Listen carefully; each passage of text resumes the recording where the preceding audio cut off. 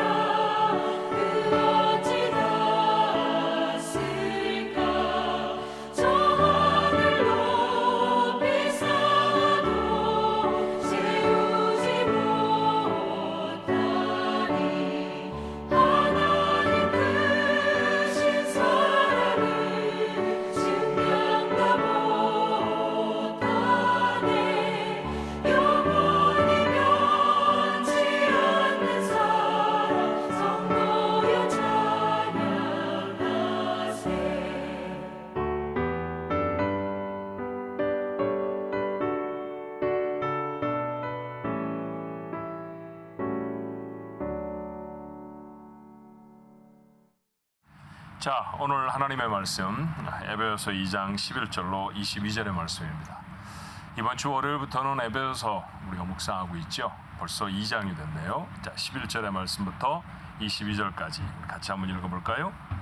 그러므로 생각하라. 너희는 그때 육체로는 이방인이요 손으로 육체에 행한 할례를 받은 무리라 칭하는 자들로부터 할례를 받지 않은 무리라 칭함을 받은 자들이라.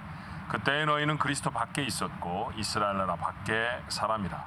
약속의 언약들에 대하여는 외인이요 세상에서 소망이 없고 하나님도 없는 자이더니 이제는 전에 멀리 있던 너희가 그리스도 예수 안에서 그리스도의 피로 가까워졌느니라. 그는 우리의 화평이신지라 둘로 하나를 만드사 원수된 것 곧 중간에 막힌 담을 자기 육체로 허시고 법조문으로 된 계명의 율법을 폐하셨으니 이는 이 둘로 자기 안에서 한 사람을 지어 화평하게 하시고 또 십자가로 이 둘을 한 몸으로 하나님과 화목하게 하려 하심이라. 원수된 것을 십자가로 소멸하시고 또 오셔서 먼 데 있는 너희에게 평안을 전하시고 가까운 데 있는 자들에게 평안을 전하셨으니 이는 그로 말미암아 우리 둘이 한 성령 안에서 아버지께 나아감을 얻게 하려 하심이라. 그러므로 이제부터 너희는 외인도 아니요 나그네도 아니요 오직 성도들과 동일한 시민이요 하나님의 권속이라. 너희는 사도들과 선지자들의 터 위에 세우심을 입은 자라. 그리스도 예수께서 친히 모퉁이 돌이 되셨느니라. 그의 안에서 건물마다 서로 연결하여 주 안에서 성전이 되어가고 너희도 성령 안에서 하나님이 거하실 처소가 되기 위하여 그리스도 예수 안에서 함께 지어져 가느니라. 아멘. 파도 소리 혹시 들리세요?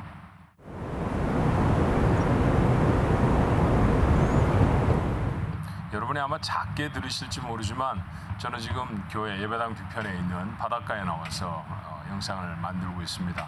파도 소리가 참 좋아요. 근데 한 번은 제 방에서 이렇게 파도를 내려다보며 그런 생각을 한 적이 있었습니다.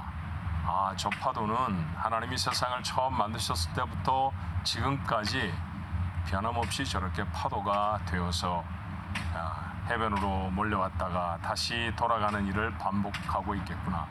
맞아요. 수천 년을 같은 일을 해가고 있습니다. 하나님의 변함 없으심을 우리에게 보여주는 사건이 아닌가 싶은 생각이 듭니다.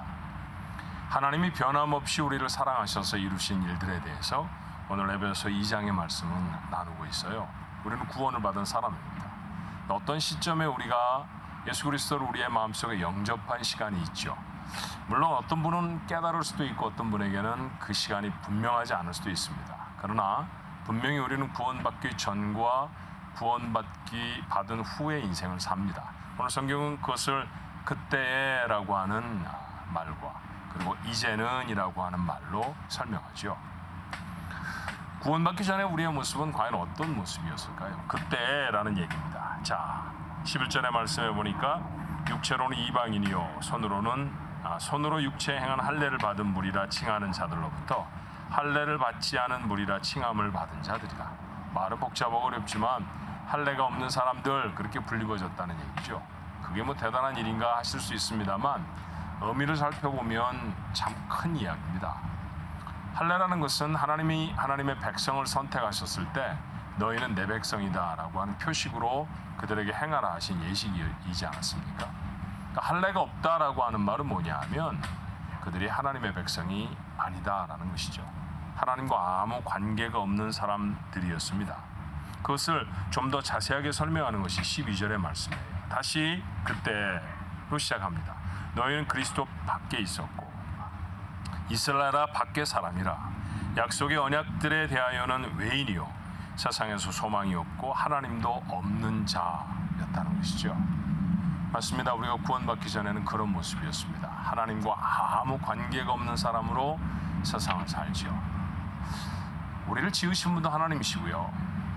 우리가 살아가는 세상도 하나님이 지으신 곳에서 삽니다. 그런데 지으신 하나님과 아무런 관계가 없이 산다. 이게 온전한 인생이 될 수 있겠습니까? 그렇지 않죠. 그러니 우리는 이 말씀을 이렇게 쉽게 정리할 수 있을 겁니다. 온전치 못한 인생을 살았습니다. 살았지만 산 것이 아니었습니다. 라고 말입니다. 그런데 이제는 어떻게 됐나요? 자, 13절의 말씀에 보니까 전에 멀리 있던 너희가 그리스도 예수 안에서 그리스도의 피로 가까워졌다 하셨습니다. 예수님이 십자가를 지시고 우리를 가깝게 만드셨다라는 얘기인데, 오늘 이 에베소라고 하는 성경은 에베소 지역에 사는 사람들에게 보내진 편지입니다. 물론 유대인 공동체가 그 가운데 있었을 터이니까 교회 안에는 유대인들이 있었겠죠. 하지만 이스라엘 본토 밖에 있었던 곳이었으니 그곳에는 아마도 이방인도 많았을 것입니다. 다시 말하면 교회 안에 이방인들과 유대인이 함께 있었죠. 이 두 그룹을 향해서 오늘 바울은 말하고 있습니다. 전에는 참 멀었던 두 사람, 멀었던 두 그룹의 사람들이 이제는 예수 그리스도께서 십자가에 달려 죽으심으로 하나가 되어 가까이 되었다라는 얘기죠. 그렇죠. 한 교회 안에 이방인과 유대인이 함께 있습니다. 사실은 같이 있지도 않았고요. 식사를 같이 하지도 않았고 심지어 인사를 같이 나누는 사람들도 아니었다고 제가 여러 번 말씀드리지 않았나요? 그렇게 멀었던, 그렇게 반목했던 사람들이 예수 그리스도의 십자가 그 죽으심으로 말미암아 교회 안에 하나가 되었습니다. 가까워졌죠. 그런데 이것은 중의적인 표현입니다. 중의라는 말은 뜻이 하나가 아니라 둘, 셋이라는 얘기죠. 자, 두 번째 의미는 무엇이냐 하면 사람과 사람만 가까워진 것이 아니라 하나님과 사람도 예수 그리스도의 죽음으로 말미암아 가까워지게 됐습니다. 하나님과 화목하게 된 것이죠. 자, 오늘 16절의 말씀에 보니 아주 명시적으로 이렇게 표현합니다. 또 십자가로 이 둘을 한 몸으로 하나님과 화목하게 하려 하십니다. 하나님과 화목하게 하셨습니다. 자, 그렇게 멀었던 사람들이 하나가 되어지고 하나님을 멀리 떠났던 사람들이 하나님과 가까워져서 이룬 일이 뭘까요?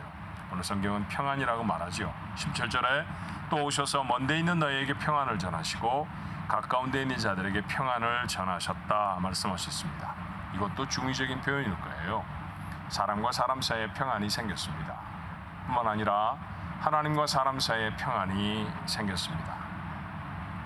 오늘 이 말씀을 읽으며 우리가 생각하게 되어지는 작금의 사건이 있잖아요. 유대 땅 아주 좁은 곳, 아주 작은 땅에서 참혹한 전쟁이 진행 중입니다. 한쪽은 팔레스타인 사람이라고 불리워지는 사람들이고요. 또 한쪽은 유대인이라 불리워지는 사람입니다. 바울 시절로 돌아가 표현해 본다고 하면 한쪽은 이방인일 것이고 한쪽은 하나님의 선택받은 유대인이겠지요. 그런데 여러분, 그 둘을 하나님이 부르셨다고 하지 않습니까? 맞아요. 하나님은 유대인도 부르셨고 하나님은 팔레스타인 사람도 부르셨습니다. 자, 그 안에서 서로 화목하고 가깝게 되게 하셨다 했고요. 그러니까 가까워진 사람 속에 평안이 있겠다 약속해 주셨습니다. 그렇다고 하면 저들을 하나로 만들고 회복시킬 수 있는 것은 결국 복음이 아닐까요? 우리가 요즘 많이 듣는 뉴스들, 이스라엘이 전쟁의 능력이 월등합니다. 그러니까 이스라엘이 전쟁이 이길 것입니다. 그렇지만 이스라엘이 전쟁이 이겨도 지금 전쟁하고 있는 팔레스타인 사람들, 하마스 이런 사람들은 아주 없어지지 않을 것입니다. 갈등이 더 깊어지겠죠. 이런 얘기를 들어요. 그렇다고 하면 이 전쟁은 도대체 왜 하는 것일까요? 수많은 사람을 죽이고 그동안에 그들이 쌓아 올렸던 업적들을 다 부숴가면서 그들이 무엇을 이룬다는 얘기입니까? 결국 이 전쟁이 다 마치고 난 다음에도 여전한 앙금과 앙숙이 되어져 있는 갈등이 생긴다고 하면 이건 하나마나한 싸움입니다. 전쟁으로는 이 문제를 풀어갈 수가 없죠. 어찌 보면 유대인들에게 아직도 예수 그리스도가 구주로 전해지지 않았기 때문입니다. 팔레스타인 사람 중에 많은 사람들이 하나님을 믿고 하나님께로 돌아와 있는 것을 우리가 압니다. 자, 그 일들에 우리 교회가 협력하고 섬기는 선교사님이 애쓰고 노력하고 있죠. 많은 사람들이 이스라엘을 떠나지만 선교사님께 물어봤습니다. 떠나야 되지 않겠느냐고요. 그들이 제게 해준 말이 그런 것이었어요. 목사님, 저희는 이곳에 있어야 합니다. 그래야 저들을 위해 기도해 주죠. 저들이 돌아올 땅, 돌아올 복음을 준비하기 위해 저들은 이곳에 있을 것입니다. 그런 고마운 사람들이 우리에게 있죠. 저들이 그곳에서 이루려고 하는 일이 뭘까요? 예수 그리스도의 십자가입니다. 맞습니다. 전쟁으로 이 갈등을 풀어낼 수 없습니다. 유대인 안에 복음이 전해질 때, 팔레스타인 사람들이 예수께로 돌아올 때 이 해묵은 앙금이 해결될 줄로 믿습니다.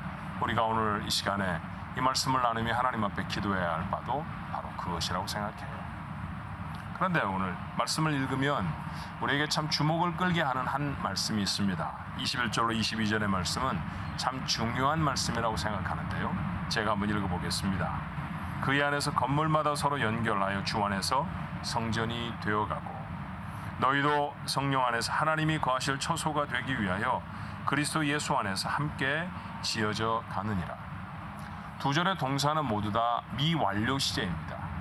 완성되었고가 아니라 되어가고라고 말씀하시죠. 성전이 되었고가 아니라 성전이 되어간다고 말합니다. 아직도 완성품은 아니라는 얘기죠. 여전히 하나님은 성령을 통해서 우리를 하나님이 원하시는 모습으로 지어가십니다. 관계를 회복하게 하시려고 사람을 우리의 곁에 세우셨습니다만 예수를 믿고 난 다음에도 우리 속에는 갈등이 있어요.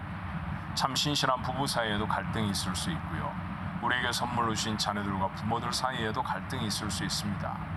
믿음의 형제 자매들이 모여있는 교회 안에서도 때때로 다툼이 있을 수 있죠. 왜요? 아직도 우리는 지어져 가고 있기 때문입니다. 완성된 사람들이 아닌 것이죠. 그래서 우리의 태도를 결정해야 할 필요가 있어요. 첫 번째 태도는 기다리는 것입니다. 인내의 태도가 필요하죠. 완성을 향한 시간이 우리에게 남아있다고 하면 그 시간까지 묵묵히 참아 인내하는 것, 그것이 우리의 아름다운 삶의 완성을 위한 필수적인 모습일 것입니다. 두 번째는 그저 가만히 기다리는 것이 아닙니다. 하나님 우리에게 때때로 하시는 말씀에 순종하는 것이죠. 어떤 때는 참아지지 않죠. 어떤 때는 억울하기도 합니다. 어떤 때는 예수를 믿고 하나님 앞에 거룩한 삶을 결단하는 것이 참 불편하기도 해요. 하지만 그때마다 그 말씀을 내 마음에 담고 네, 그렇게 살겠습니다. 그리고 그렇게 살다가 심지어 실패하거나 조금은 부족하게 살아간다 할지라도 그 다짐으로 매일을 살고 그 다짐으로 우리에게 주신 시간들을 살아낼 때 그때 우리의 삶에 이루어지는 것이 바로 그리스도인의 삶이고요. 그렇게 한 사람이 그리스도인으로 서가고 또 다른 사람이 그리스도인으로 서가면 그 가운데 하나님의 허락까지 하나 된 평안이 생기는 것입니다. 한 달의 삶을 하나님이 우리에게 선물로 주셨죠. 하나님이 원하시는 그때 우리의 모습이 어떻게 지금의 우리의 모습으로 바뀌어졌는지 그 은혜를 잊지 않게 되기를 바랍니다. 지금도 여전히 하나님은 우리 속에서 역사하십니다. 하나님이 원하시는 귀한 일을 이루기 위해 주의 백성으로 헌신하십시오. 순종할 수 있어야 합니다. 뿐만 아니라 지금도 저 깊은 갈등의 골짜기에 빠져 있는 이스라엘과 팔레스타인을 위해 우리의 중보의 기도들을 함께 모아야 할 시간이 바로 지금이라고 생각합니다. 그렇게 기도하며 그렇게 하나님의 도우심을 간절히 구하며 오늘 한날을 지나는 우리 가족들 모두가 되시기를 주님의 이름으로 축원합니다. 기도할까요? 저희들을 구원하셔서 하나님의 자녀 삼아주시니 참 감사합니다. 거룩한 백성으로 삼아주셨는데 우리가 그런 하나님의 부르심에 온전히 순종하지 못하고 살아서 아직도 우리의 삶이 연약하고 부족합니다. 하나님 인내할 뿐만 아니라 주님이 이루실 완성을 위해 하나님의 말씀하심에 순종하게 하여 주시옵소서. 저희들이 팔레스타인과 이스라엘 간의 이 전쟁으로 말미암아 마음이 아파 하나님 앞에 기도할 수밖에 없습니다. 저 이방인과 저 유대인들을 하나님이 다 부르셔서 십자가 안에 화목케 하셨는데 저들 속에 사실은 십자가가 없습니다. 팔레스타인 사람들 속에도 십자가가 없고 유대인들도 하나님을 안다 하지만 저들 속에 온전한 십자가가 없습니다. 그들을 위해서 붙들고 애쓰는 선교사님들이 계시오니 하나님의 복음이 전해지게 하시고 전쟁이 아니라 정치적인 술수가 아니라 하나님의 복음으로 저들이 화목해 되어지게 하여 주시옵소서. 아프고 답답한 많은 사람들이 있습니다. 하나님 아버지 생명을 잃어가는 어려운 사람들이 있습니다. 울며 절규하는 아버지 하나님 부녀들이 있고 아이들이 있습니다. 저들을 불쌍히 여겨 주시옵소서. 오늘 한날 우리 가족들이 이스라엘과 팔레스타인을 위하여 하나님 앞에 중보하며 기도하겠사오니 저희들의 간절한 기도에 응답하여 주시옵소서. 예수님의 이름으로 간절히 기도하옵나이다. 아멘.